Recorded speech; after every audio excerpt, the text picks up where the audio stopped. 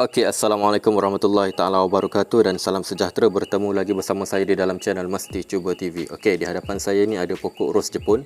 Saya nak buat regeneration, nak buat keratan batang, pindahkan daripada pasu ni ke pasu ni. Okey, tapi saya tak cabut semualah. Saya buat keratan batang, saya tinggalkan sikit kat sini. Nanti saya nak rawat pula tanah daripada pasu ni. Okey, keratan batang ni senang je. Mula-mula kita perlu potong dia punya batang ni. Okey, contoh macam ni. Okey, bila dah potong, kita ambil beberapa bahagian. Contohnya kita nampak kat sini ada tunas di bahagian bawah dia, yang ni. So kita tinggalkan tunas ni. Okey, potong pendek macam ni pun tak ada masalah.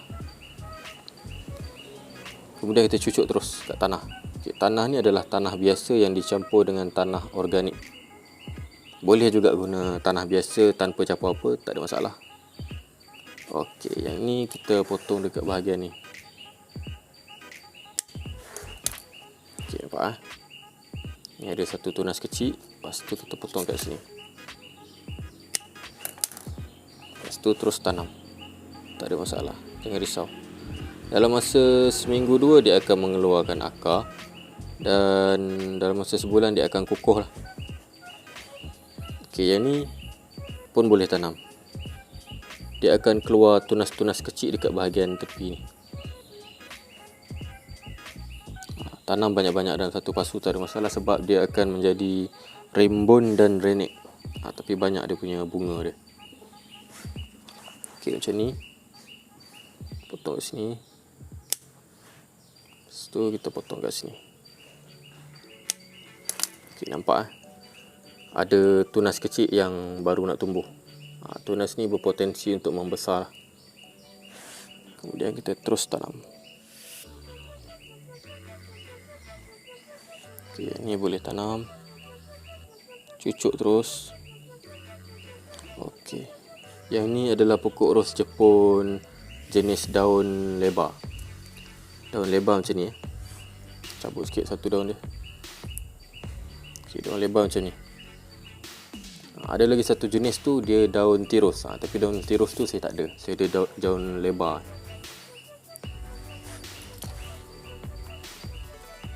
Okay, potong pula dekat sini.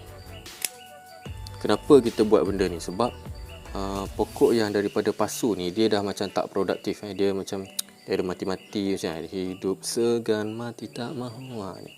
So kita kena buat regeneration.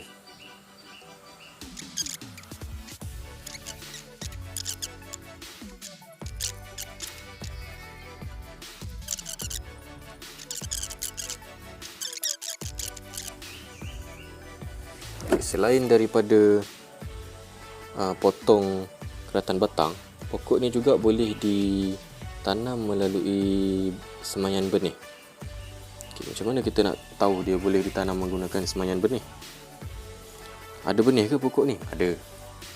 Di setiap pucuk dia ni yang mengeluarkan bunga ni kan, ada juga satu bahagian yang dinamakan kantung benih, yang bulat tu.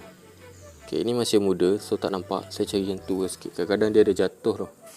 Ni. Okay. Ni adalah kantung benih. Kantung benih ni, dia ada biji benih warna hitam kecil-kecil tu kalau nampak. Okay, kita tuang. Okay, ni kantung dia. Okay, nampak kantung dia. Okay, biji benih dia yang warna hitam kecil-kecil tu. Okay, itu dia. Itu adalah biji benih ros Jepun. Untuk jenis yang berdaun lebar ni, dia ada biji benih. Okay, biji benih ni pun kita boleh semai. Macam mana cara nak semai? Kita tabur je macam tu. Nanti dia akan tumbuh. Dia akan jadi macam mana tau? Dia akan jadi macam ni.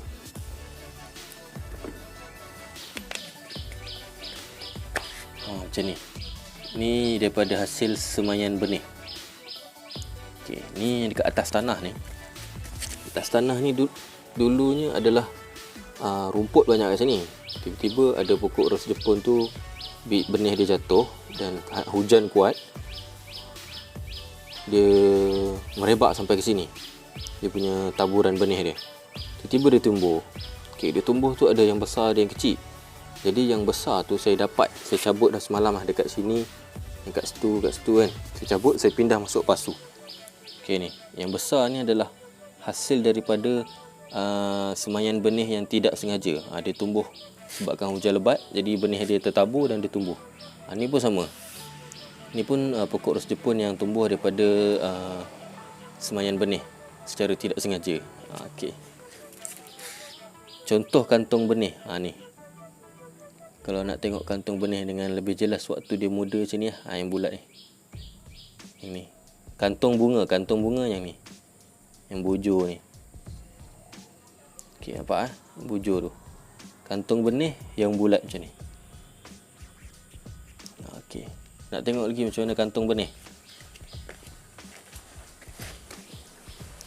Okey, yang ni. Nampak ada kantung bunga, sebelahnya tu ada kantung benih. Kantung benih tu dah terbuka, ada biji-biji warna hitam tu. Tu adalah kantung benih untuk pokok ros Jepun. So macam mana kita nak ambil? Kita tabur je macam ni. Nanti dia tumbuh atas tu. Yang ni pun ada kantung benih agak sebelah kantung bunga tu. Okey, jelas nampak. Tadi saya dah tunjuk macam mana saya tabur kat tangan kan. Okay, tak apa, saya tunjuk lagi sekali. Okey, tegakkan. Kita ambil dia punya kantung benih ni. Okey, tu dia. Ambil lagi. Okey, tu dia. Nampak kan, biji-biji bulat-bulat tu adalah benih dia. Yang warna coklat ni adalah kantung kat pangkal dia tu.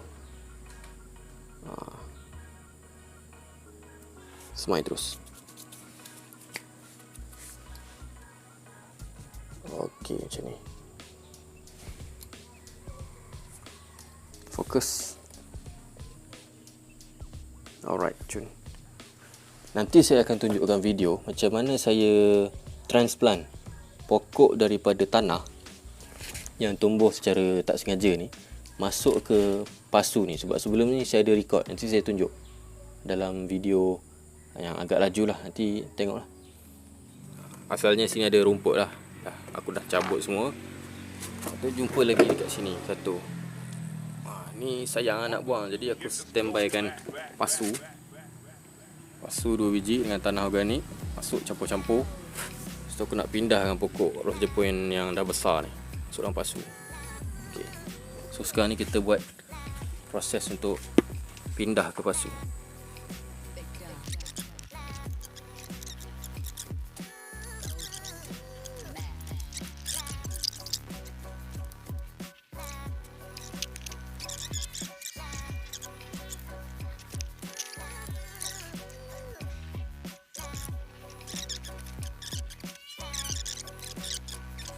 So video setakat tu je. Jumpa lagi. Assalamualaikum.